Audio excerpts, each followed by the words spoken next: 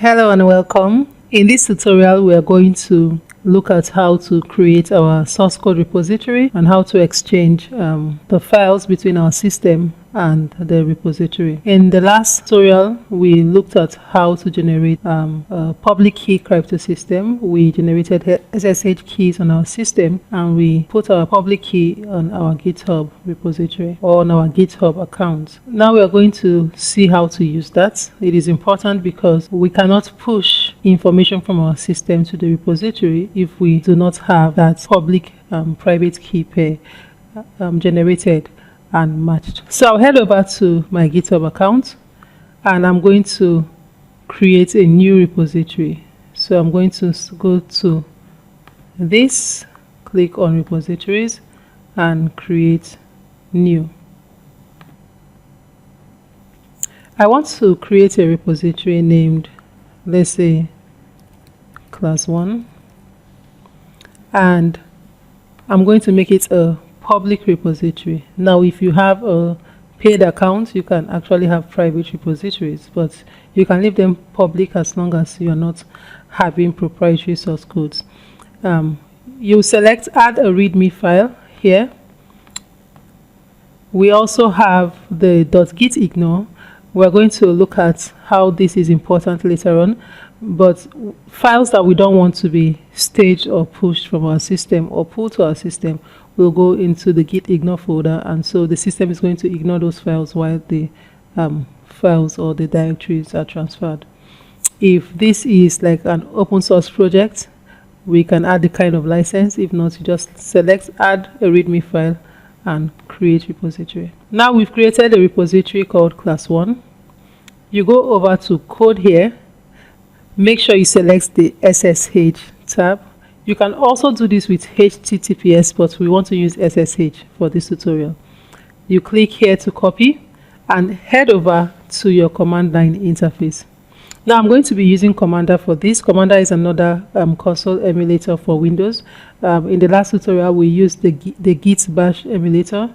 We can also use Commander. You can go over to commander.app and download this to use, but it's exactly the same thing. So I'm trying to illustrate this in case we have students who want to try different console emulator. And in another tutorial, I'm going to use Terminal for MacBook so that we can see that they are all basically the same, just with a little bit of changes in command. When I get here, I'm going to go to the directory where I want to clone that file that I have created on GitHub. I want to do this on my desktop, so this is okay. But in the event I want to do this in another directory, I will change my directory to the directory I want. So I want it created on my desktop, and so I'll type git clone and then I will paste what I copied, and then it should clone that repository. So if your SSH key is has a passphrase, this is the time you type it in, and if it's not correct, it's going to block me. If it's correct, it's going to download it.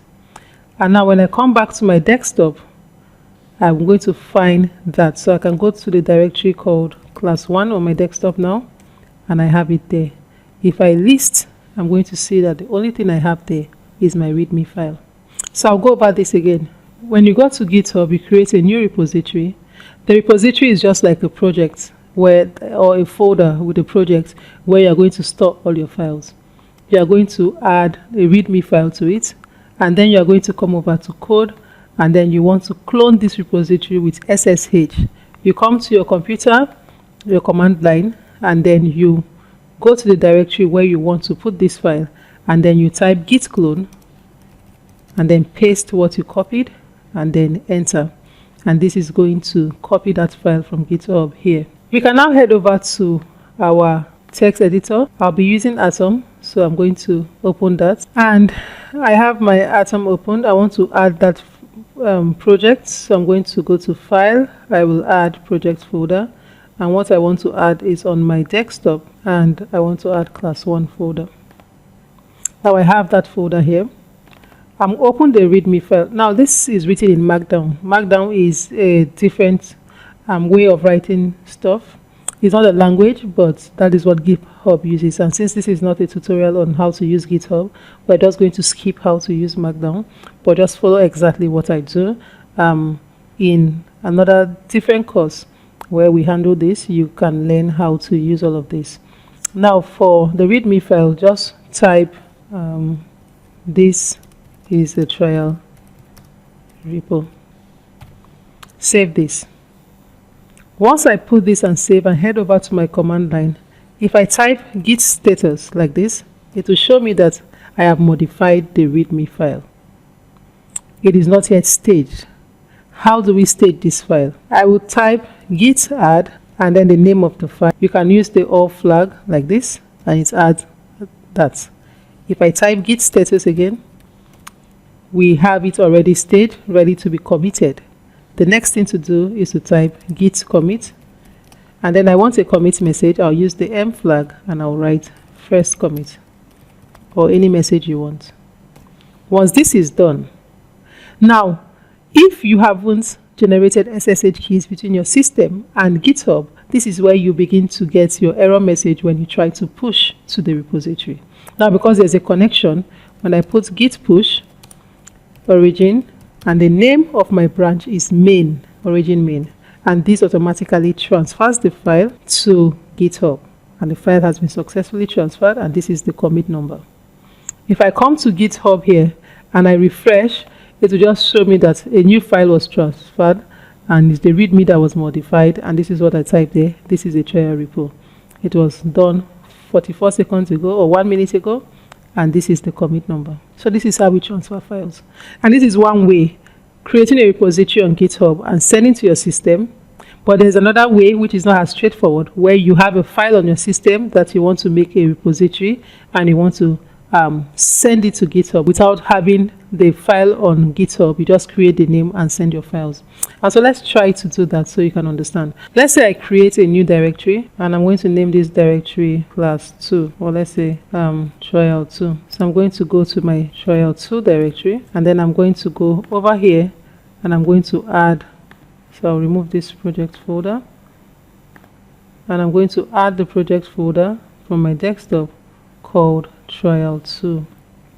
In this trial 2, I want to create a new file and I'm going to put the name index.html. Let's say I'll put the basic HTML template here. So I have created this, and the name of this is index.html in a trial 2 folder. I want to make this a Git repository. I'm going to use git init to initialize this as a repository. It is initialized to a branch called master. I want it to be a main branch, so I write git branch main. So I want to rename it main, or I want to put it to a branch name main, and so I have a new branch called main. I'll head over to GitHub and I'll create a repository called, and the name must be uniform, let's say trial 2. So uniform name makes it easier, so I'll make it trial 2. It's going to be public, but this time I am not going to initialize with a README. I will just go ahead to create the repository. Now I have an empty repository here, and I want to push what I have here in trial 2 to that empty repository. I'll first add git add all. I'll commit, first commit. So you can put any commit message you want, and then now I am going to send this to GitHub. So I'll put git remote add origin trial 2, and it already exists, and now I can push git push origin main. I'll type my passphrase and then it is there. When I come here now and I refresh, I have my file transferred immediately. So this is how we use Git and GitHub, and we've established a connection. Now the next connection in an advanced course is between GitHub and your production environment, maybe a cloud server and others. But it's basically the same. You're going to generate SSH keys on your server and also add it the same way to GitHub, and then you're able to pull from GitHub, or you can make an automatic pipeline where it's tested and deployed automatically once there is a push to your production environment.